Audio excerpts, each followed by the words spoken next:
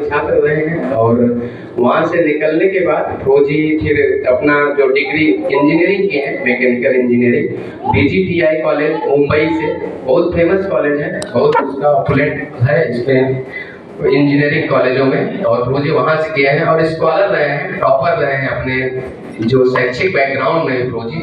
और उसके बाद फौजी जब अपना ये जवाहर नवोदय विद्यालय से निकले थे तो फौजी एक मतलब एक अपना लक्ष्य बना है कि मैं जितने जवाहर नवोदय विद्यालय हैं तो बहुत, लेकिन फौजी सोचते हैं कि ज्यादा से ज्यादा कवर कर लें। तो अब तक फौजी 20 राज्यों में, पूरे भारत भर में 20 राज्यों में लगभग यहाँ आने से पहले 232 जवाहर नवोदय विद्यालय में जाके इन्होंने बच्चों को काउंसिल किया, उनको लेक्चर दिया, सेमिनार दिया। तो यहाँ अपने ज्ञानपुर में भी विद्यालय है, तो यहाँ पे आए थे, फिर कल इनका 233 हो गया। तो 233 विद्यालयों में सोचिए, जवाहर नवोदय विद्यालय में तो वो जी प्रशिक्षण दे चुके हैं, ट्रेनिंग देते हैं, आते हैं बच्चों को काउंसिल करते हैं। तो प्रभु जी का बहुत हम लोगों का बड़ा सौभाग्य है कि प्रभु जी का सानिध्य हमें प्राप्त हो रहा है। इनकी मधुर वाणी है, अभी आप सुनेंगे तो आपको लगेगा कि प्रभु जी की वाणी, इनका जो प्रवचन है चलता रहे, रुके ना। तो आप लोग ध्यान से सुनिए, और जिसका मोबाइल है कृपया आप लोग मोबाइल साइलेंट रख लेंगे, क्योंकि बीच बीच में फोन आ जाता है तो डिस्टर्ब होता है। तो आप साइलेंट कर लीजिए और प्रवचन को ध्यान से सुनिए। हरे कृष्णा।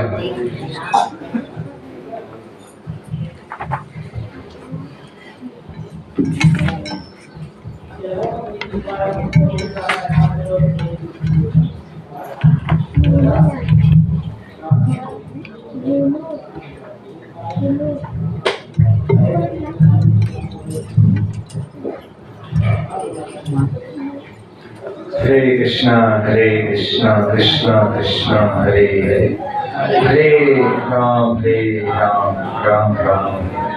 श्री राधा गोपाल भगवान की जय, जगत गुरु स्वरूपाल की जय, समवेत दोष भक्त की जय, पिताई दोष प्रेमानंदे। बहुत धन्यवाद प्रभु, हमें यहाँ सेवा का अवसर देने के लिए। आप सभी का साप्ताहिक सत्संग में स्वागत है। हम पहले थोड़ा भजन गाएंगे, राधा माधव कथा होगी। सब लोग जो है शांति से अपना मोबाइल भी बंद कीजिए और मन भी शांत कीजिए। और जो सत्संग आने का उद्देश्य होता है कि भगवान की अनुभूति हो, क्या हो, भगवान की अनुभूति हो, तो वो होना चाहिए। भगवान तो अपने सामने ही होते हैं, अपने अंदर भी है हृदय में परमात्मा, लेकिन हमें अनुभव नहीं आता क्योंकि मन यहाँ वहाँ बाहर होता है, भटकता है। जितना मन सत्संग में होगा उतना भगवान की अनुभूति होती है। हरे कृष्णा। सब लोग भजन में भाग लीजिए। जय राधा माधव कुंज बिहारी, जय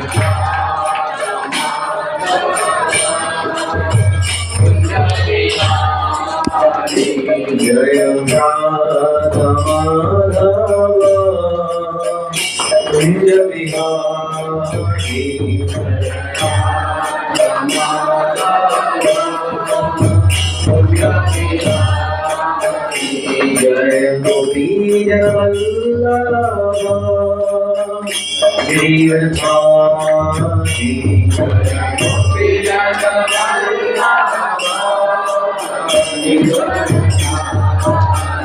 जय गोपी जन वल्लभ गिरिवरधारी, जय गोपी जन वल्लभ गिरिवरधारी,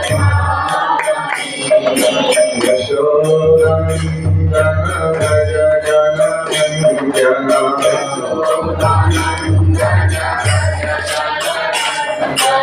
यशोनंदन भज जन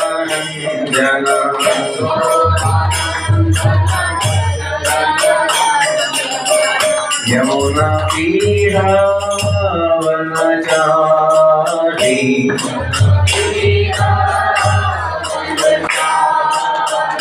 यमुना तीरा वनचारी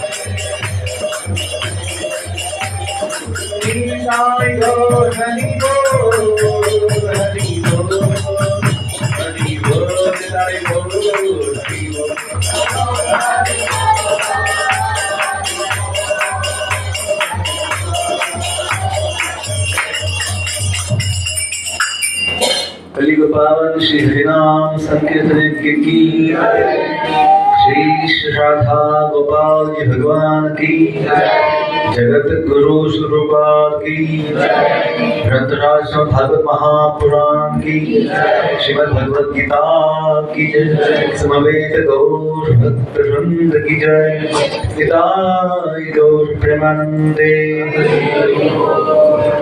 हाजुरी। ओम नमो भगवते वासुदेवाय।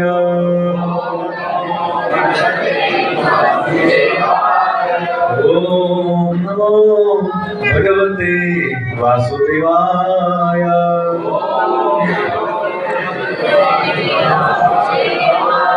ओम नमो भगवते वासुदेवाय।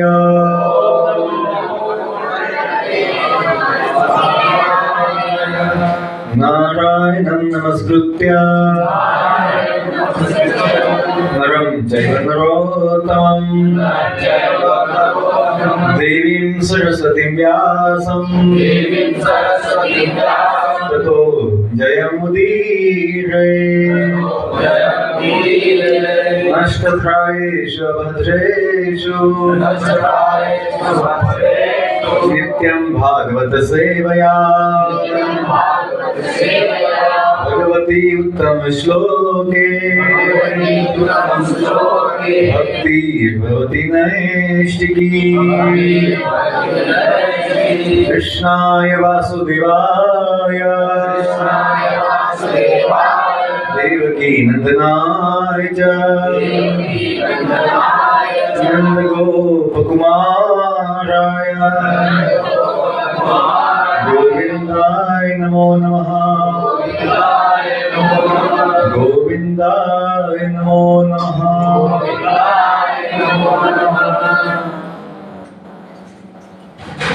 हरे कृष्ण। पुनः शास्त्र का स्वागत है आज की साप्ताहिक कक्षा में सत्संग में। आज हम भगवद गीता से पढ़ेंगे अध्याय 9 जिसका नाम है परम गोपनीय ज्ञान या परम गुह्य ज्ञान और श्लोक संख्या 1। बहुत सुंदर श्लोक है। जिनके पास गीता है बोल सकते हैं अध्याय 9 श्लोक संख्या 1। श्री भगवान उवाच इदं तु ते गुह्यतमं प्रवक्ष्यामि अनसूयवे ज्ञानं विज्ञान सहितं यत् ज्ञात्वा मोक्षसे अशुभात्। श्री भगवान उवाच इदं तु ते गुह्यतमं प्रवक्ष्यामि अनसूयवे ज्ञानं विज्ञान सहितं यत् ज्ञात्वा मोक्षसे अशुभात्। श्री भगवान उवाच इदं तु ते गुह्यतमं प्रवक्ष्यामि अनसूयवे ज्ञानं विज्ञान सहितं यत् ज्ञात्वा मोक्षसे अशुभात्। कोई बोल सकता है? बोलिए। श्री भगवान उवाच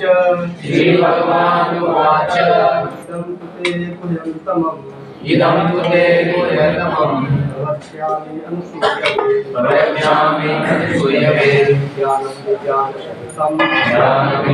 सहितं ज्ञात्वा मोक्षसे अशुभात्। और कोई बोलिए।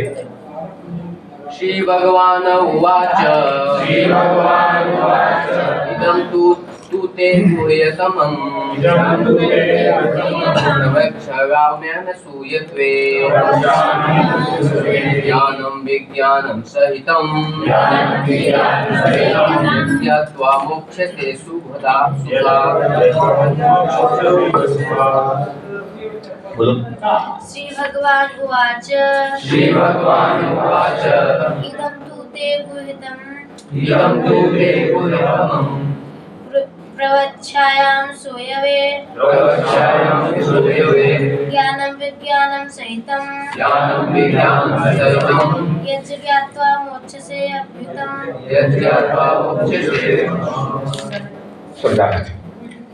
श्री भगवान उवाच श्री भगवान ने कहा इदम इस तू लेकिन ते तुम्हारे लिए गुह्यतमं अत्यंत गुह्य प्रवक्ष्यामि कह रहा हूँ अनसूयवे ईर्ष्या न करने वाले को ज्ञान को विज्ञान अनुभूत ज्ञान सहित यत् जिसे ज्ञात्वा जानकर मोक्ष से मुक्त हो सकोगे अशुभात् इस कष्टमय संसार से। अनुवाद तात्पर्य श्रील प्रभुपाद की इच्छा है। श्री भगवान ने कहा हे अर्जुन क्योंकि तुम मुझसे कभी द्वेष ईर्ष्या नहीं करते, इसलिए मैं तुम्हें यह परम गुह्य ज्ञान जो गोपनीय है तथा अनुभूति बतलाऊंगा, जिसे जानकर तुम संसार के सारे क्लेशों से मुक्त हो जाओगे। तो भगवान चाहते हैं कि हम सभी भी सारे चिंता, क्लेश, दुखों से मुक्त हो जाए। क्यों? कि भगवान के माता पिता है, माँ बाप चाहते बच्चे खुश रहे, बच्चे समाधान संतुष्ट हो या आनंद पाए। तो वैसे भगवान तो यही चाहते हैं कि सभी जीव सुखी हो जाए। जो जो भक्त भगवान के विषय में अधिकाधिक सुनता है, क्यों वह आत्मा प्रकाशित होता जाता है, मतलब उसे स्वयं का भी अनुभव आता जाता है भगवान को सुनने से, भगवान के विषय में सुनने से। क्यों? क्योंकि हम भी जो कुछ है भगवान के ही अंश है, भगवान से संबंधित है। तो भगवान का सुनेंगे तो हमें अपना भी ज्ञान हो जाएगा। जो व्यक्ति भगवान को नहीं मानता वो स्वयं को भी नहीं जानता और बोलता भी है आत्मा कुछ नहीं होती है। ऐसा क्यों बोलते हैं? क्योंकि वो लोग भगवान को जब नहीं मानते हैं, हम जो भगवान के अंश है उसको भी वो समझ नहीं पाते। ये परिणाम होता है भगवान को न मानने का। जीव संपूर्ण रूप से इस शरीर को ही सब कुछ मान लेता है और दुख पाता है।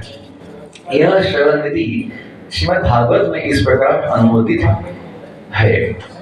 भगवान के संदेश शक्तियों से पूरित होते हैं, मतलब युक्त होते हैं, जिनकी अनुभूति तभी होती है जब भक्त जन भगवान संबंधी कथाओं की परस्पर चर्चा करते हैं, जैसा हम अभी कर रहे हैं। इसे मनोधर्मियों या विद्यालयीन विद्वानों के सानिध्य में नहीं प्राप्त किया जा सकता, क्योंकि यह अनुभूत ज्ञान विज्ञान है। भक्तगण परमेश्वर की सेवा में सदा निरंतर लगे रहते हैं। भगवान उस जीव विशेष की मानसिकता तथा निष्ठा से अवगत होते हैं जो कृष्ण भावना भावित होता है, और उससे ही वे भक्तों के सानिध्य में कृष्ण विद्या को समझने की बुद्धि देते हैं। जैसा भी हम लोग यहाँ पे आए भक्तों के संग में, तो भगवान हमें बुद्धि देंगे समझने के लिए कि भक्ति क्या है, जीवन क्या है, वास्तविक जीवन का आश्रय भी क्या है। कृष्ण की चर्चा अत्यंत शक्तिशाली है। कौन सी शक्ति मिलेगी? आध्यात्मिक शक्ति मिलेगी। और यदि सौभाग्यवश किसी को ऐसी संगति प्राप्त हो जाए सत्संग जैसी, और वह इस ज्ञान को आत्मसात करे, तो वह आत्मा साक्षात्कार की दिशा में, मतलब स्वयं को जानने की दिशा में अवश्य प्रगति करेगा। कृष्ण अर्जुन को अपनी अलौकिक सेवा में उच्च से उच्चतर स्तर तक उत्साहित करने के उद्देश्य से इस 90वें अध्याय में उसे परम गोपनीय गुह्य बातें बताते हैं, जिन्हें इसके पूर्व उन्होंने अन्य किसी से प्रकट नहीं किया था। ओम अज्ञानतिमिरन्धस्य ज्ञानाञ्जनशलाकया चक्षुरुन्मिलितं येन तस्मै श्रीगुरुवे नमः। श्रीचैतन्यमनोभीष्टं स्थापितमेन भूतले स्वयं रूपा गदामह्यं ददाति स्वपदान्तिकं। वन्देऽहं श्रीगुरो श्रीयुतापदकमलं श्रीगुरून् वैष्णवांश्च श्रीरूपं साग्रजातां सहगण रघुनाथान्वितां तं सजीवं साद्वैतं सावधूतं परिजनसहितं कृष्णचैतन्यदेवं श्रीराधा कृष्णपदां सहगण ललिता श्रीविशाखान्तां। नमो विष्णुपदाय कृष्णप्रेष्ठाय भूतले श्रीमते भक्तिवेदान्त स्वामिनिति नामिने। नमस्ते सरस्वती देवी गौरवाणी प्रचारिणे निर्विशेष शून्यवादी पाश्चात्य देशतारिणे। नमो महावदन्याय कृष्ण प्रेम प्रदायते कृष्णाय कृष्ण चैतन्य नाम्ने गौरतिशे नमः। नमो ब्रह्मनिधिवाय गो ब्राह्मणहिताय च जगद्हिताय कृष्णाय गोविन्दाय नमो नमः। हे कृष्ण करुणा सिंधु दीनबंधो जगत्पते गोपेश गोपिका कांत राधा कांत नमोस्तुते। तप्त कांचना गौरांगी राधे वृंदावनेश्वरी वृषभानुसुते देवी प्रणमामि हरिप्रिये। वाञ्छाकल्पतरुभ्यश्च कृपा सिन्धुभ्येव च पतितानां पावनेभ्यो वैष्णवेभ्यो नमो नमः। जय श्री कृष्ण चैतन्य प्रभु नित्यानंद श्री अद्वैत गदाधर श्रीवासादि गौरभक्तवृंद। हरे कृष्णा कृष्णा कृष्णा हरे हरे हरे राम राम राम हरे हरे। हरे कृष्णा कृष्णा कृष्णा हरे हरे हरे राम राम हरे हरे। हरे कृष्णा कृष्णा कृष्णा हरे हरे हरे राम राम हरे हरे। हरे कृष्ण। तो मुझे भी बड़ा अपना सौभाग्य लगता है कि मैं यहाँ पे आप सबके बीच में आ पाया और भगवान की जो कुछ कथा है या कुछ उनका संदेश है चर्चा कर पाएंगे। पहली बात तो नहीं हम समझेंगे कि भगवान कोई अनजान व्यक्ति नहीं है, भगवान अपने ही है, यहाँ भगवान के ही है। तो फिर भगवान के विषय में बोलना, भगवान के विषय में सुनना हमें बड़ा आनंद देगा। जैसे माँ बाप को अपने बच्चों के विषय में बोलने के लिए बड़ा उत्साह होता है, जहाँ भी जाते हैं बच्चों की बात निकालते हैं। मेरे बच्चे अभी इतने साल के हुए, स्कूल में जाते हैं, ऐसे होते वैसे होते, ये खेलते वो खेलते, उनका नाम नहीं है, फोटो भी दिखाते हैं, अभी वीडियो भी बनाते बच्चे का तो क्योंकि अपने बच्चे हैं, बच्चों से प्रेम होता है तो आनंद आता है उनके विषय में चर्चा करने में। वैसे ही जब हम जो श्री राधा कृष्ण हैं इनके विषय में जानेंगे कि हम जो कुछ भी है या दुनिया जो कुछ भी है वो उनकी है और वे हम सबके हैं, भगवान वे अपने हैं, तो उनके विषय में एक बहुत लगा होगा, आसक्ति होगी, हमें आनंद होगा, आकर्षण होगा। और जो आवश्यक है अपने जीवन का वास्तविक आनंद और समाधान पाने। आज का विषय जो दिया प्रभु ने, वास्तविक आश्रय क्या है, कैसे प्राप्त होता है, उससे क्या लाभ होगा। आश्रय सबको चाहिए होता है। जैसे बच्चों को किसका आश्रय होता है? माँ बाप का आश्रय होता है। बच्चों के लिए माँ बाप के बिना दुनिया कुछ मतलब का नहीं है। माँ बाप ना हो तो बच्चे अनाथ होते हैं। वैसे ही यदि हम भगवान को ना माने, भगवान के साथ ना जुड़े, भगवान के साथ अपना संबंध ना स्थापित करे तो फिर हम अनाथ ही होते हैं। आज मैं दोपहर में एक कुछ वीडियो देख रहा था जिसमें एक महाराष्ट्र में बड़ा समाज सेविका हुई है, जिनका नाम सिंधुताई है। उन्होंने अनाथ बच्चों के लिए बड़ी सेवा की है। अनाथ बच्चों के, जिन बच्चों का कोई नहीं होता है, जिनको संभालता नहीं है, कहीं भीख मांगते हैं, उन बच्चों की उन्होंने स्वयं बड़ी सेवा की है। अनाथ आश्रम खोले 5 जगह पे और आज लगभग 2000 के आसपास बच्चे वहाँ रहते हैं। तो रहते नहीं है, उनके लिए शिक्षा बहुत अच्छी सुविधा बनाई की है तो माता जी ने। अभी वो नहीं है, 3 साल से भगवत धाम चले गई। तो वो भी बड़ी महान कृष्ण भक्त थी, स्वयं भी भगवान को मानती थी। लेकिन उसमें एक थोड़ा कमी थी। क्या कमी थी? कि केवल बच्चों को खाना पीना कपड़ा देकर, वो अच्छा है, आवश्यक है, बड़ी अच्छी सेवा है, लेकिन वो सेवा अधूरी है जब तक हम उन बच्चों को या किसी को भी भगवान का आश्रय ना दे। एक आश्रम जो जैसे अनाथ आश्रम होता है, अनाथ आश्रम, उस आश्रम में यदि भगवान का आश्रय ना मिले तो वो भी अधूरा है, वो भी कमी है। केवल खिलाने से, कपड़ा पहनने से और दुनिया की जो शिक्षा है पैसा कमाने के लिए, केवल वो देने से किसी का जीवन सफल नहीं होगा। भगवान के बिना उद्योगपति बड़े बड़े या बड़े बड़े नेता लोग भी अनाथ ही है। भगवान के बिना, भगवान के आश्रय के बिना सभी अनाथ है।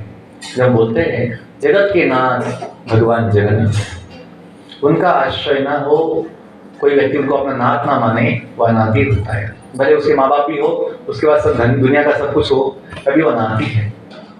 क्यों? ये जो सब कुछ है दुनिया का चीज, उसका शरीर, उसके माता पिता, उसका फैमिली, उसके संबंधी, जो भी उसका कोई पैसा धन संपत्ति है, वो किसी भी क्षण निकल सकता है, छूट सकता है। दुनिया ऐसा ही, यहाँ कल क्या हो किसने जाना, कुछ भी हो सकता है। बादल फटते हैं, बाढ़ आती है, कभी भूकंप होता है, हादसा होता है, कुछ भी हो सकता है, कभी हत्या हो जाती है, कुछ भी हो सकता है। हम ये नहीं बोल सकते मैं बड़ा सुरक्षित हूँ, नहीं बोल सकते। ना पीएम, ना सीएम, ना कोई उद्योगपति बोल सकता कि मुझे कुछ नहीं होगा, मैं हमेशा जीऊंगा। कल का भरोसा नहीं। पदम पदम इतनी विपदा, इस जगत में पद पद पे बड़ी विपदा हो सकती है, कभी किसी का आपदा आ सकती है। तो इसलिए हमें समझना चाहिए कि वास्तविकता क्या है। वास्तविकता ये अपने जीवन की कि हम इस जगत के नहीं हैं, हम इस जगत के नहीं है तो हम मेहमान। यदि कोई सोचा हाँ मैं हूँ जगत का, हाँ यदि हम कुछ है जगत के तो मेहमान है। तो कोई हमसे पूछे भैया कितने दिन का प्लान बना के आए हो दुनिया में, कोई बोल नहीं सकता, कोई बोल नहीं सकता कि कितने समय हम रहेंगे यहाँ। तो जब अपना ये आता पता कुछ है ही नहीं कि हम कितने समय के लिए यहाँ पे रहेंगे, तो दुनिया का चीज हमें आश्रय नहीं दे पाएगा। आश्रय वो चीज दे पाएगा जो नित्य होता है और निश्चित होता है, निश्चित, जो कभी नष्ट नहीं हो सकता। तो भगवान इस श्लोक में जो कहते हैं, श्री भगवान उवाच इदं तु ते गुह्यतमं प्रवक्ष्यामि अनसूयवे। अर्जुन को बोल रहे हैं, अर्जुन के बहाने हम सबके लिए बोल रहे हैं कि क्योंकि तुम मुझसे कभी द्वेष ईर्ष्या नहीं करते, इसलिए मैं तुम्हें परम गोपनीय, परम गुह्य ज्ञान बताऊंगा, विज्ञान बताऊंगा, जिसे जानकर तुम संसार के सारे दुखों से, क्लेशों से मुक्त हो जाओगे। हमें समझना होगा कि हम जगत में दुखी है, समस्या में है, फंसे हुए हैं, अज्ञान में, हमें अपना कुछ ज्ञान नहीं है। कोई हमसे पूछे कि आप दुनिया में आए हैं जन्म लेकर, कहाँ से आए हो, हमें पता नहीं, याद नहीं। यहाँ के बाद जाओगे कहीं, मृत्यु के बाद कहाँ का प्लान है, कहाँ का टिकट कन्फर्म किया है, बुकिंग किया है, कोई सोचता भी नहीं इसके विषय में कि जाना भी होगा बोलते। लोग तो सोचते हैं मैं तो सेटल हो जाऊंगा, बस थोड़ा शादी बाकी है लड़की की, लड़की की शादी हो गई, मैं पूरा भी शांत, मतलब संतुष्ट हो जाऊंगा, सेटल हो जाऊंगा, कोई चिंता नहीं होगी। ऐसा नहीं होता है। दुनिया में एक के बाद एक नई नई इच्छाएं आती जाती मन में। दुनिया में कोई व्यक्ति निश्चिंत नहीं हो पाता, एक के बाद एक इच्छाएं चलती रहती है, अपना सबका अनुभव है। लगता है बस अब ये एक प्रॉब्लम है, बेटे का जॉब नहीं हो रहा है, बेटे का जॉब हो जाए तो बस मैं शांत निश्चिंत हो जाऊंगा। कभी नहीं ऐसे होता है, नया नया चीज मन में आता रहता है, क्योंकि अपना आत्मा का समाधान, अपना समाधान इन चीजों से नहीं हो सकता जो थोड़े समय की है, बदलती जाती है।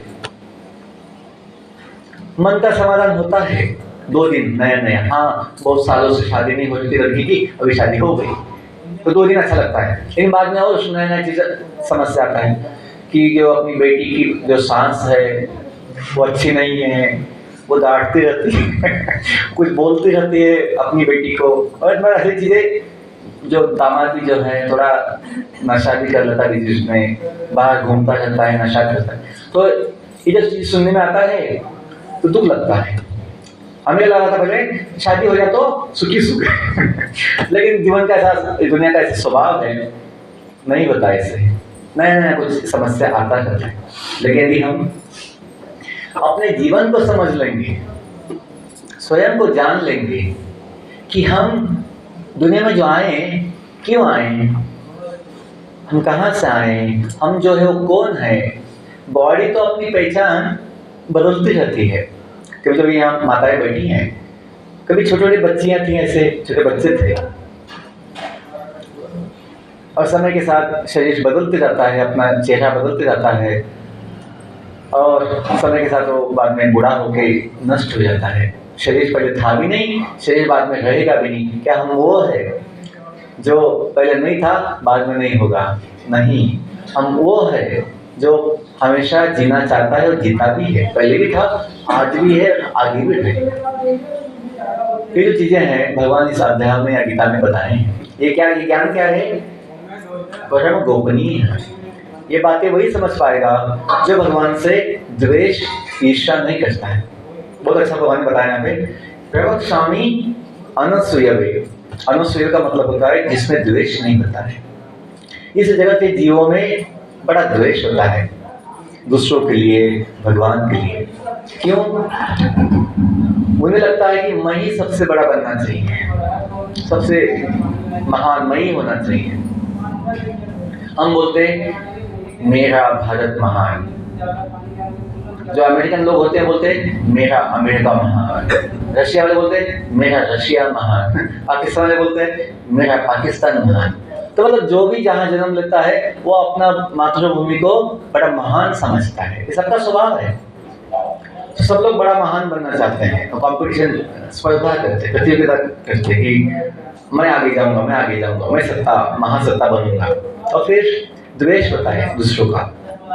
हमें दूसरों की प्रगति देख के खुशी नहीं मिलती, क्योंकि हम सोचते हैं वो अलग है, हम अलग हैं। लोग बहुत सारा ऐसा बोलते भी हैं कि भगवान की सेवा मैं क्यों करूं, क्या संबंध है मेरा भगवान से, मैं तो अपना हाथ से कम पैसा कमाता हूँ, मेहनत करता हूँ, अपना खाता हूँ, तो क्या प्रॉब्लम है, मुझे क्या भगवान की आवश्यकता है। ये समझ नहीं पाता कि जो शरीर जो जिससे हम मेहनत लेते हैं, वो शरीर जो हमें दिया गया है वो कौन दिया है।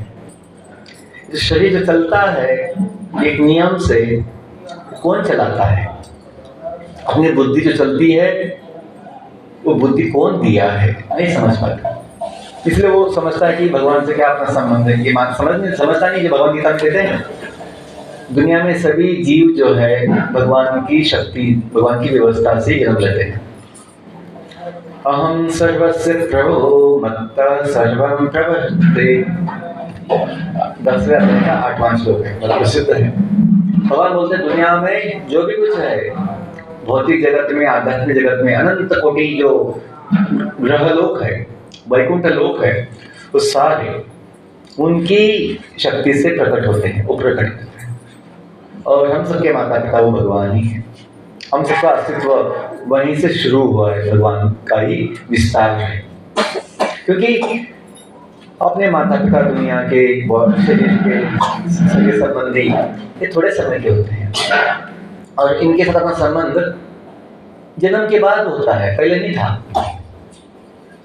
और फिर हमें कौन माता पिता मिलते हैं, कौन भाई बहन मिलते हैं, अपने हाथ में नहीं होता है, हमें दिया जाता है जन्म। तो समझना चाहिए कि वास्तविक अपना संबंध न बदलने वाला, सदा होने वाला किसके साथ है? अपनी पहचान सदा होने वाली क्या है? तो गीता में भगवान बताते हैं हम सभी उनके अंश है। पीछे बोल सकते हैं ममय अंशो जीवलोके, ममय अंशो जीवलोके, जीवभूत सनातनः, जीवभूत सनातनः, मनःषष्ठानि इंद्रियाणि, मनःषष्ठानि इंद्रियाणि, प्रकृतिस्थानि कर्षति, प्रकृतिस्थानि कर्षति। एक श्लोक है, 15वें अध्याय का 7वां श्लोक है, जो इस अध्याय का नाम है पुरुषोत्तम योग। भगवान कहते हैं कि हम सभी जीव इस जगत में जितने भी ब्रह्मांड में जितने भी जीव हैं वो सभी उनके दिव्य सनातन अंश है। मम एव अंश, जीव लोग के मतलब ब्रह्मांड में जहाँ जीव रहते हैं। जीवन केवल पृथ्वी पर नहीं है, जीवन ब्रह्मांड में जितने भी तारे ग्रह लोग हैं सब पे जीवन है। क्यों? क्योंकि वहाँ जीवन ना हो तो सब बनाने का बुध मंगल शनि जो है ग्रह सब क्या मतलब है? सब पर जीवन है। भगवत गीता भगवान कहते हैं सब जगह जीवन है। भागवत में कहा गया, वेदों में कहा गया, जीवन सब जगह है। लेकिन दुनिया के जो वैज्ञानिक होते हैं सोचते हैं पता नहीं, अभी तक हम ढूंढा नहीं है, हमने कोई खोज नहीं किया, अभी तक पता ही लगा है। नहीं, इनको कभी पता नहीं लगेगा वहाँ पे क्या है, क्योंकि जो बनाया है वही ज्ञान दे सकता है कहाँ पे क्या है। तो भगवान स्वयं ज्ञान दिए हैं। वो जानते हैं कि वो ज्ञान ना दे तो कोई समझ नहीं पाएगा सत्य क्या है, और सभी इस माया में फंसे रहेंगे अज्ञान में। और लोग तो सोचते ही हैं मुझे बस यही जीने दो, यही जीने दो झोपड़पट्टी में जो है ना मुंबई में जो धारावी झोपड़पट्टी है, लोग छोड़ना नहीं चाहते हैं। सोचते हैं मेरा दादाजी के समय से ये झोपड़पट्टी हमने बनाई है, यानी खरीदा हुआ है झोपड़पट्टी। बाजू में नाली बहती है, बड़ी बड़ी गंदी गंद बदबू आती है, लेकिन सोचते हैं यही तो मजा है बिना पैसे का सुगंध मतलब जो भी मिलता है दुर्गंध नाली का। अच्छा, लोग सोचते हैं कि अरे गंगा में तो कम से कम नाली तो है बाजू में मतलब लोगों का बुद्धि इतना ये हो जाता है, कुछ भी खाते हैं, सड़ा हुआ, मरा हुआ, काटा हुआ, कुछ भी खाते हैं। अंडा भी खाते हैं जो इतना गंदा होता है। अंडा क्या है? किसी पंछी का वो वीर्य है जिससे बच्चा बाद में बनता है अंडे से। वो खाने की चीज नहीं है। एक मनुष्य इतना बुद्धू हो जाता है कि सड़ा हुआ, मरा हुआ खाता है, मारा हुआ खाता है, डेड बॉडी खाता है। वो सोचता है ये ताजा ताजा है। ताजा क्या होता है? डेड बॉडी ताजा भी होता है। डेड बॉडी नहीं, मर्डर बॉडी। हत्या करते पहले काटते हैं और मछली को तड़पाते हैं पानी से निकालकर, और कितने दिनों के बाद सड़ा हुआ खाते हैं। मतलब ये है कि बुद्धि इतनी मर जाती, लोग नष्ट हो जाती है। अपने लिए अच्छा क्या है, शुद्ध क्या है, लाभदायक क्या है, समझ नहीं पाते। क्यों ऐसा होता है? क्योंकि इन लोगों ने गलती की है। क्या गलती किया? अपने माता पिता को छोड़ दिया, माता पिता का संबंध तोड़ दिया। क्या बोलकर कि भगवान हमें आपके साथ नहीं रहना है, हमें अलग होना है, हमें अपनी अलग दुनिया बनानी है। छुट्टी भी होगी, झोपड़पट्टी में चलेगा, लेकिन हम 4 लोगों में अलग रहेंगे। बड़ा टीवी होगा तमाशा लगाने के देखने के लिए टीवी, और हम सड़े हुए चीज खाएंगे, नाली के बाजू में सोएंगे, आनंद लेंगे। ऐसा सोचते हैं।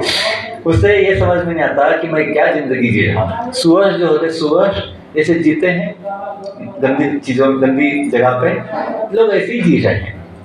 हड्डी मांस, ये जो बॉडी है इसके अंदर क्या क्या नहीं होता है, हम सोचते नहीं है। हमें लगता है आईने में कितना सुंदर लगता हूँ, मैं कितना सुंदर हूँ। समझ नहीं पाते कि चमड़ी के नीचे क्या क्या है, मांस, खून, हड्डियाँ। कहीं हड्डी को हाथ लगाते बोलते ए अशुद्ध हो गया, अशुद्ध हो गया, नहा क्या। और अपने अंदर क्या है? हड्डियाँ तो है।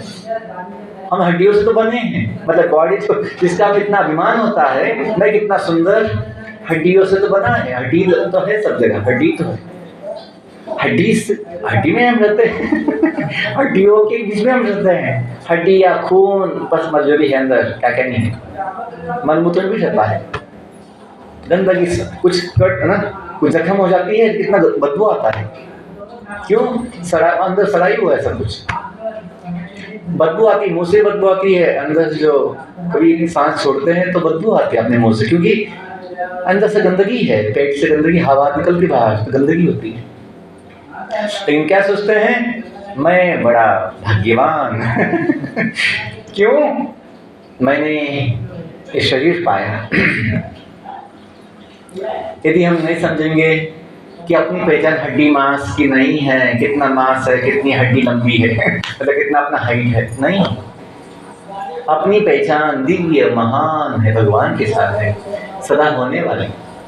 अपना नाक कितना लंबा है, बाल कितने लंबे हैं, उससे अपनी पहचान नहीं है। अपनी पहचान वास्तविक सदा होने वाली आत्मा की है। आत्मा तो भगवान कहते हैं मम यो अंशो जीवलोके, तो ब्रह्मांड में सब जगह जीवन है। आगे क्या कहते हैं? जीवभूत सनातन है। जीव कैसे हैं? सनातन है, नित्य है, अविनाशी है। ये कब हम समझ पाएंगे? जब हम भगवान से अपना संबंध समझेंगे, भगवान के आश्रय में रहेंगे, तो हमें अपनी बुद्धि काम में आएगी, बुद्धि चलेगी। ये तो अपनी बुद्धि में धोखा देगी। क्या बोलेगी? मुझे भगवान की क्या आवश्यकता है, मुझे बस अपने बच्चे हैं, अपना पैसा है, गाड़ी है, घर है, तो सब कुछ है। लोग ऐसा बोलते हैं। कुछ मुझे बीमारी होगी तो मैं जाऊंगा मंदिर में, तब बोलूंगा कि मुझे अच्छा करे, भगवान है तो। नहीं, इस जगत में कोई सुख नहीं है, कोई वस्तु अपनी नहीं है। अपनी क्यों नहीं है? क्योंकि अपना उसमें कोई काबू है ही नहीं। हमें भूख प्यास लगती है, तड़पाती है शरीर, हमें कितना ना बॉडी में तकलीफ होती रहती है, पेट दुखता है, कभी दिमाग सिर दुखता है, वो तो सोता रहता है बॉडी में। अपना कोई काबू नहीं है। हम चाहेंगे कि शरीर बुरा मत बनना, ऐसे रहना जीवन, अपना सुनने वाला नहीं है। कुछ मत होना ना, कुछ चोट मत लगने देना, ऐसे रहना हमेशा। तो चोट लगी जाती है, कुछ हो ही जाता है। तो समझिए कि जगत में अपना कुछ बस नहीं है, अपने बस में कुछ भी नहीं है। अपने बस में एक चीज है, इच्छा। इच्छा शक्ति अपने पास होती है हमेशा। यदि हम सही इच्छा बनाएंगे अपने मन में, अपने जीवन में, तो कल्याण होगा। हम भगवान के धाम में थे, भगवान के आश्रम में थे, बड़े सुखी थे। जैसे बच्चे खुश होते हैं बड़े माँ बाप के साथ, वैसे हम भी बड़े खुश थे। लेकिन गलत इच्छा कर लिया। क्या गलत इच्छा किया? मुझे अलग होना है, मुझे खुद मालिक बनना है, मुझे सेवा नहीं करनी है। पानी है, तो जब ये इच्छा आ गई कि मुझे कुछ पानी है, जब ये इच्छा आ गई कि मुझे भगवान जैसा कुछ अपना बनाना है, मुझे मालिक बनना है, छोटी सत्ता अपनी बनानी है, अपना मकान, अपना दुकान ऐसा बना के अपना हुक्म चलाना है। कैसा जब भाव आ गया, भगवान गीता में, इसी गीता में कहते हैं, 7वें अध्याय में आता है 27वां श्लोक, जरूर पढ़ना। 7वां अध्याय का 27वां श्लोक क्या बोलते हैं? पीछे बोलिए। इच्छा द्वेष समुत्थेन, इच्छा द्वेष समुत्थेन, द्वंद्व मोहेन भारत, द्वंद्व मोहेन भारत, सर्वभूतानि सम्मोहम्, सर्वभूतानि सम्मोहम्, सर्गे यान्ति भटन्तपः, सर्गे यान्ति भटन्तपः। यहाँ पे बताते हैं हम भगवान के आश्रय से, भगवान के धाम से कैसे अलग हो गए, क्यों अलग हो गए? हम दुनिया में जन्म मृत्यु के चक्कर में कैसे फंस गए? क्योंकि हम जो आत्मा है, जो सदा जीना चाहता है, जो अजन्म है, जो अजर, जो कभी बूढ़ा नहीं बनता, अजर अमर है, अमर कोई मरता नहीं, वो आत्मा में बुढ़ापा, बीमारी, ये हड्डी मांस के शरीर में कैसे आ गए, जन्म लगे? तो बताते हैं इच्छा द्वेष समुत्थेन, दोनों का संयोग हुआ। किसका? इच्छा। गलत इच्छा किया, गलत इच्छा किया कि मैं कुछ सेवा छोड़ के मालिक बनूं, मालिक बनूं, छोटा मालिक, छोटा भगवान, गली का भगवान, दुकान का भगवान, मकान का भगवान। ऐसी इच्छा आ गई जहाँ मैं जो कहूँगा वो होना चाहिए और सब लोग मेरा सुनना चाहिए। मैं जो चाहूँ वही सब्जी बनेगी मैं जो चाहूँ वही कपड़ा पहनना सब में, मैं जब चाहूँगा वही सब होना चाहिए, ऐसा नहीं। जो लोग ये चाहते हैं, इसलिए वो भगवान से अलग हो गए अपनी सत्ता, अपनी छोटा मालिक बनने के लिए। इच्छा तो क्या हो गया, उसका परिणाम द्वेष आ गया। इच्छा द्वेष समुत्थेन, द्वेष किसका किया हमने? भगवान का किया। वही क्यों मालिक, मैं क्यों मालिक नहीं, मैं क्यों बनूंगा? थोड़े समय का भी चलेगा, छोटा भी चलेगा, मालिक बनना चाहिए, सेवक नहीं। ऐसा भाव, इच्छा, द्वेष समुत्थेन, जब भगवान के प्रति द्वेष आ गया तो फिर हम भगवत धाम में रहने के लायक नहीं है। क्योंकि हमेशा हमें जलन होती थी, जलन उनको देखी, इनका इतना कुछ सेवा, सब लोग गुण गाते हैं, कोई मेरा गुण नहीं गाता है, मुझे भी अपना ना बड़ा मानना चाहिए, मेरा भी गुणगान होना चाहिए। भगवान का धाम में तो वो नहीं हो रहा था, तभी वहाँ पे बड़ी घुटन होने लगी, जलन होने लगी, और फिर अपना पतन हो जाता है। कैसे पतन होता है? द्वंद्व मोहे न भारत। जो आत्मा द्वंद्वातीत है, जन्म मृत्यु से परे हैं, बाहर उन्मुक्त है, वो आत्मा सुख दुख से ऊपर है दुनिया के, वो आत्मा इस दुनिया के सुख दुख में, जन्म मृत्यु के चक्कर में आ जाता है, मोह के वश। द्वंद्व मोहे न भारत। सर्वभूतानि, जगत के सभी जीव जन्म कैसे लेते हैं? सर्वभूतानि सम्मोह। सम्मोह मतलब अज्ञान में, मोह में, जहाँ हमें कुछ पता ही नहीं आता, पता क्या हो रहा है। सर्वभूतानि सम्मोहम सर्गे यान्ति परन्तप। कि अर्जुन, परन्तप, ऐसे सभी जीव जन्म लेते हैं कि अज्ञानवश, जब पता ही नहीं है बच्चे को, जब जन्म लेता है कि कौन से फैमिली में, कौन से परिवार में, कौन से खानदान में, कौन से कुल में मैं जन्म लिया हूँ, उसे कुछ पता ही नहीं है। माँ उसे सब बताती रहती है कि मुन्ना, ये तेरा पापा, ये तेरा दादा, बोल भैया, ये भैया, ये दीदी। बच्चे कुछ पता नहीं है क्या शब्द क्या बोल, माँ उसे सिखा सिखा के कुछ ज्ञान देती है। तो इस जगत में हम अज्ञान में जन्म लेते हैं, जन्म सब अज्ञानी होते हैं, किसी को कुछ ज्ञान नहीं होता है। तो ये समझिए कि वास्तविक हम सभी यदि भगवान के धाम से आए हुए भगवान के सेवक हैं, तो वही अपना नित्य आश्रय है, अपना निवास। आश्रय मतलब निवास, आश्रम, आश्रय, निवास, जो क्या हो, सदा के लिए हो। माता पिता का घर बच्चों के लिए सदा के लिए होता है। तो हम सभी जो आत्माएं हैं, जीवात्मा, उन सबका परम पिता माता भगवान है, जिसे परमात्मा कहते हैं, परमेश्वर कहते हैं। और ये ज्ञान स्वयं भगवान दिए हैं, क्योंकि उनके अलावा ये ज्ञान दूसरा कोई दे नहीं सकता। कुछ लोग सोचते हैं नहीं नहीं, ये सब गीता तो जो है कोई आदमी लिखा है, वेद तो कोई आदमी लिखा है, ये रामायण महाभारत कोई आदमी लिखा है। नहीं, ऐसा लगता है।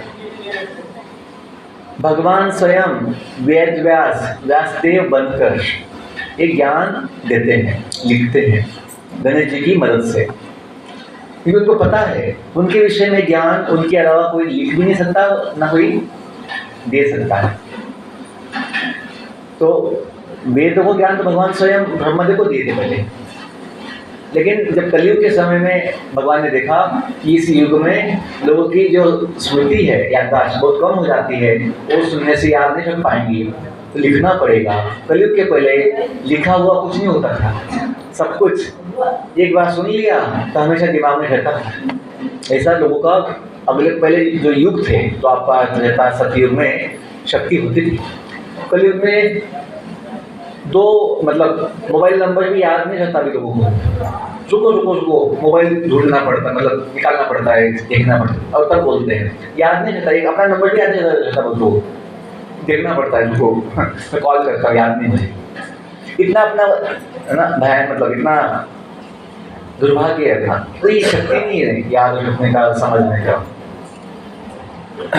तो भगवान स्वयं जो है व्यासदेव बनकर लिख दिए वेद, उपनिषद, गीता, भागवत, महाभारत, व्यासदेव लिखे। और गीता का जो ज्ञान है जो भगवान स्वयं दिए थे, जैसे संजय को व्यासदेव का जो शिष्य हैं संजय, उन्हें दिव्य दृष्टि मिली थी, और वो अपने महल में बैठकर धृतराष्ट्र को सब कुछ बता पा रहे थे और खुद देख पा रहे थे कि क्या कौन भगवान क्या बोल रहे हैं, वहाँ पे क्या हो रहा है। कितनी बड़ी बात है। यदि व्यासदेव का शिष्य भगवान क्या बोल रहे हैं, महाभारत की युद्ध भूमि में, कुरुक्षेत्र में क्या हो रहा है, वो सब कुछ देख पा रहे थे, सुन पा रहे थे। इतने दूर, कितने लंबा समय, कितना दूर था वो, हस्तिनापुर कुरुक्षेत्र से, दिल्ली से, वहाँ सब कुछ मतलब वो सुन पा रहे थे। क्यों? कि व्यासदेव सामान्य मनुष्य नहीं है, सामान्य ऋषि भी नहीं है, वो साक्षात भगवान के साहित्य अवतार है, साहित्य अवतार। ये सब ज्ञान दिव्य साहित्य देने के लिए भगवान ने अवतार लिया ऋषि का, व्यासदेव, व्यासमुनि। ये मत समझिए ये सामान्य मनुष्य है।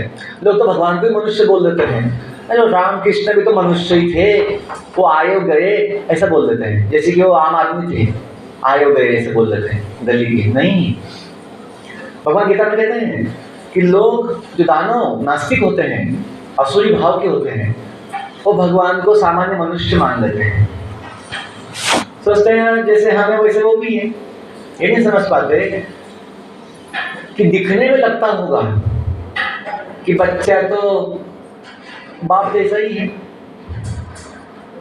लगता है क्योंकि दिखने में लगेगा, क्योंकि बच्चों में माँ बाप ही बनाते हैं। यदि हम भगवान की संतान हैं, भगवान की, तो फिर अपना रूप भगवान जैसा या भगवान का रूप अपने से लगता है। यदि हम भगवान हैं तो ये बात समझिए कि वो केवल दिखने में अपने जैसे होंगे। जैसे हनुमान जी दिखने में लगते हैं क्या है, वानर है, वानर बंदर, उनका दिखने में पूंछ है लंबी और वानर लगते हैं, लेकिन जंगल के सामान्य वानर नहीं है, साक्षात महादेव शंकर जी के विस्तार है। सेवा के लिए, भगवान राम की सेवा के लिए वो स्वयं उस रूप को धारण किए। क्यों किए? वो ये सोचते हैं मैं सेवक हूँ तो मैं दिखने में भी भगवान से छोटा लगना चाहिए, भगवान जैसा भी लगना चाहिए। कि भगवान महान है और मनुष्य रूप में आए हैं तो मुझे नर देना नहीं चाहिए, मुझे वानर बनना चाहिए, ताकि मुझे नम्रता हो कि नहीं मैं तो सेवक हूँ, मैं छोटा हूँ। तो ये अभिमान जो है कि हम और भगवान जैसे हैं, भगवान हम जैसे ही है, नहीं, भगवान सर्वशक्तिमान है, भगवान सर्वगुण संपन्न है, भगवान सर्व आकर्षक है, भगवान सर्व ज्ञान होने वाले हैं, सर्वज्ञ हैं, और सभी दुनिया का धन जो है उनका है और वो अपना है। कितनी बड़ी बात है समझने की। तो ये तो परम गोपनीय ज्ञान है। लोग चाहते हैं मुझे धन मिल जाए, मुझे कुछ अपने प्रॉपर्टी मिल जाए, संपत्ति मिल जाए, शक्ति मिल जाए, मुझे सुंदरता मिल जाए, मुझे प्रसिद्धि मिल जाए। और जब समझेंगे कि जो सबसे महान, सबसे प्रसिद्ध, सबसे धनवान, सबसे बलवान, सबसे ज्ञानवान, सबसे शक्तिमान है कृष्ण भगवान, वो अपना है, हम उसके हैं, सब कुछ मिल जाएगा, सब कुछ मिल जाएगा। नहीं लगता है मेरा बेटा महान बने, मेरा बेटा बहुत अच्छा बने, इंजीनियर बन जाए। केवल इंजीनियर बनने से बेटे का सुख नहीं होगा, वो थोड़े समय की बात है। लेकिन यदि हम भगवान के बन जाए और समझ जाए, बनने का क्या है, हम तो है ही भगवान के, बस जानने की आवश्यकता है। और जानने के बाद, सुनने के बाद मानना भी चाहिए, हाँ ये तो सच है कि भगवान है, माता पिता उसकी पहचान है। ये जानेंगे कि अपनी पहचान कि आश्रय कौन दे सकता है, माता पिता ही दे सकते हैं।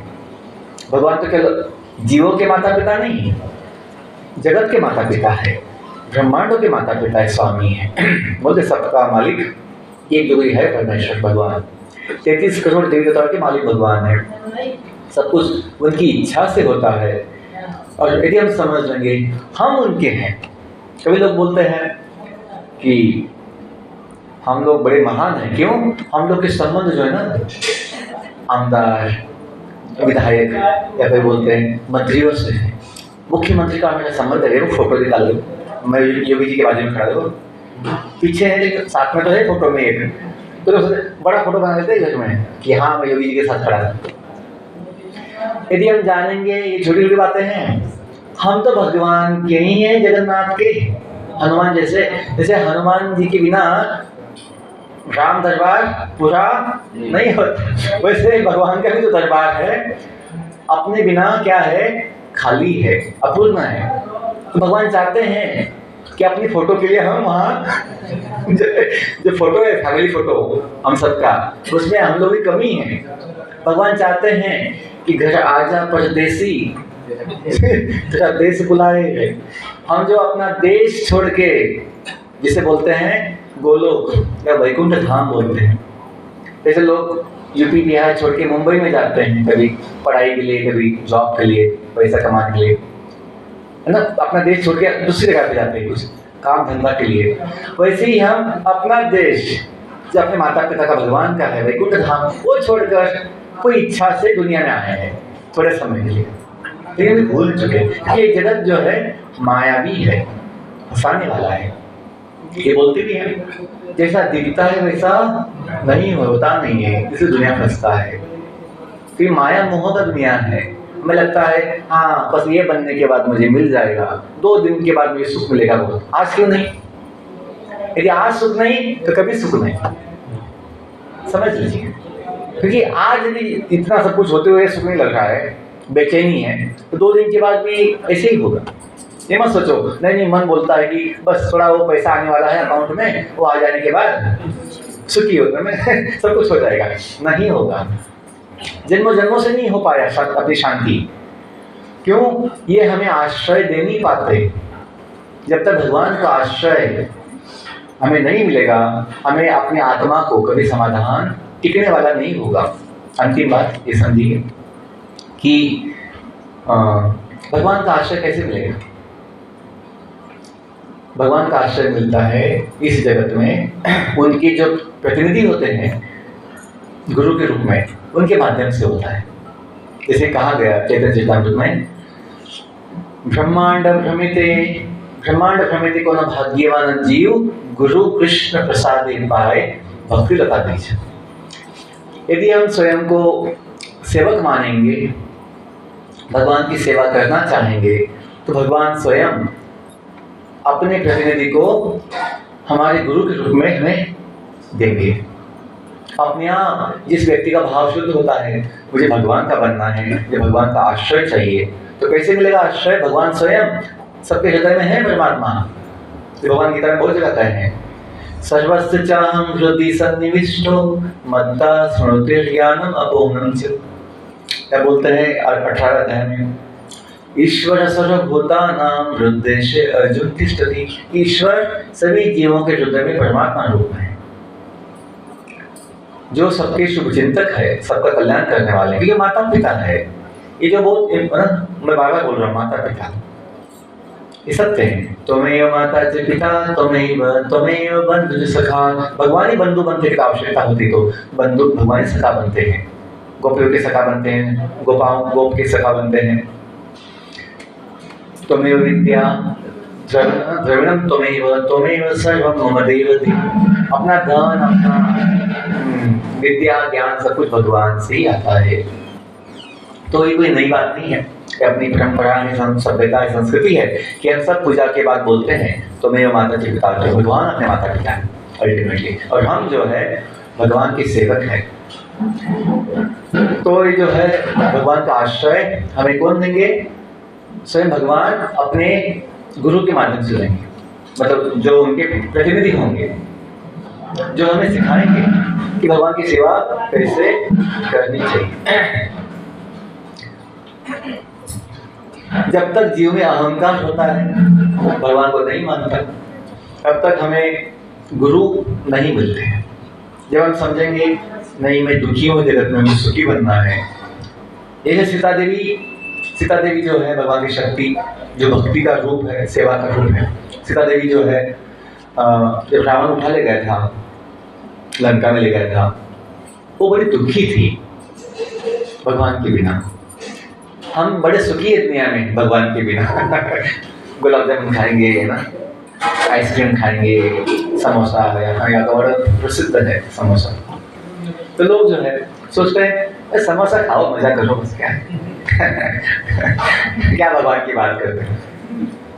सीता देवी जो है, रावण रोज कितनी बार आकर सीता देवी को प्रस्ताव देता था, प्रस्ताव, हे सीते मेरा स्वीकार करो, मुझे अपनाओ, मैं तुम्हें ये बनाऊंगा, मैं तुम्हें वो बनाऊंगा, मैं तुम्हें ये दूंगा, मैं तुम्हारी सेवा करूंगा।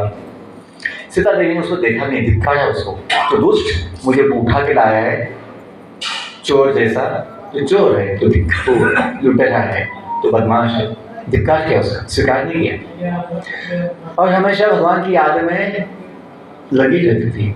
लंका में सुख नहीं लिया, लंका में थोड़ा सुख लूंगी खाने के लिए, कभी नहीं, हमेशा भगवान को याद किया।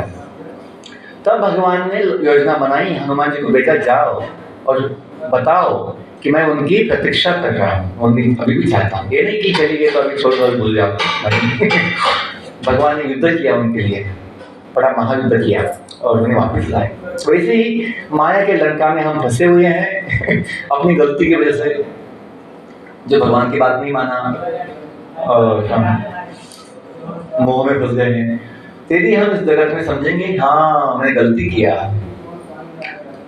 और फिर पश्चाताप करेंगे, भगवान मुझे बच्चे के लिए क्षमा कीजिए, मैं आपका बनना चाहता हूँ, बनना चाहती हूँ, तो भगवान किसी वैष्णव को अपने गुरु के रूप में हमें अपने जीवन में लाएंगे और हमें वो ज्ञान देंगे कैसे अभी वापस भगवान के साथ जुड़ सकते हैं, भगवान के पास जा सकते हैं।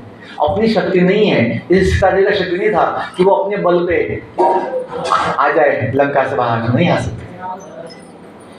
तो वैसे ही हमें भगवान ही भगवत धाम अपने गांव वापस ले जा सकते हैं। कभी ले जाएंगे जब हम चाहेंगे। भगवान तो चाहते ही हैं, लेकिन तब तक ले नहीं पाएंगे तो हम चाहेंगे नहीं। भगवान बोल देते हनुमान जी को, जब जाओ सीता जी को देखो, पहले दूर से देखना कि वो क्या सोचती है, उसका मनोभाव क्या है, वो दुखी है सुखी है तो क्या कर रही है। यदि वो सुखी वहां पे लंका में तो मिलना भी मत, सोचेगी हनुमान क्यों आ गया मुझे यहाँ पे लेने के लिए वापस, मैं तो यहाँ सुखी हूँ। यदि ऐसा लगे तो मिलना भी नहीं और संदेश भी मत देना कि मैं चाहता हूँ वापस। तो वैसे ही भगवान जो हमें तो चाहते तो हैं, लेकिन यदि हम ना चाहें उनका बनना, उनके पास जाना, तो हम नहीं जा पाएंगे। भगवान हमें जबरदस्ती ले नहीं जाते, हम पे छोड़ दिया है, आप जो चाहो वैसा हो, तथास्तु बोलते हैं हमेशा। गधा बोलता है भगवान मुझे ये दे दो, मुझे वो दे दो, भगवान तो सबकी इच्छा पूरा करते हैं, तथास्तु सबकी इच्छा पूरा करते हैं। तो ये अपनी बुद्धिमानी होनी चाहिए कि हम गलत इच्छा अभी ना करें। गलत इच्छा से तो आ गए दुनिया में, अभी आने के बाद अनुभव दुख लेने के बाद बुद्धिमान बनना चाहिए, हमें सुधरना चाहिए और भगवान के आश्रय के लिए कोई वैष्णव गुरु का आश्रय लेना चाहिए। तो आश्रय अंतिम बात ही समझिए, यदि हम प्रभुपाद जी जो अंतर्राष्ट्रीय संस्था जो इस्कॉन है, इसका मुख्य प्रमुख शिक्षा गुरु हैं, आचार्य हैं, संस्थापक आचार्य हैं, तो इधर यदि हम इनका स्वीकार करेंगे, इनका आश्रय लेंगे, प्रभुपाद जी का आश्रय, कि हम सबकी शिक्षा गुरु प्रभुपाद जी में हम जो गीता का ज्ञान लेते हैं, उनकी गीता का मतलब जो उन्होंने अनुवादित किया है, हमें समझाया है, तो हम समझ पा रहे हैं। तो चार चीजें हैं, यदि हम भगवान के नाम का जप करना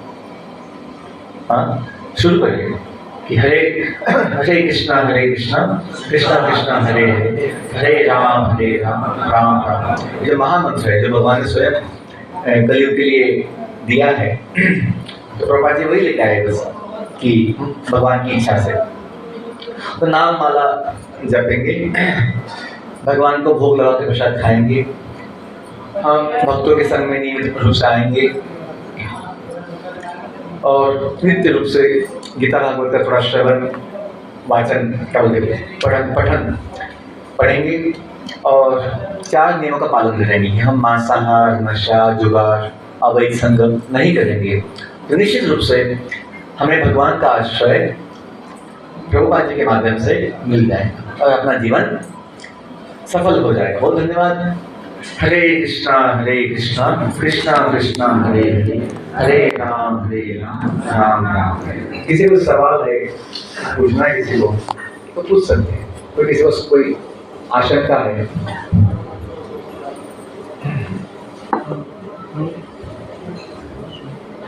एक डाउट था कि हमारी इच्छा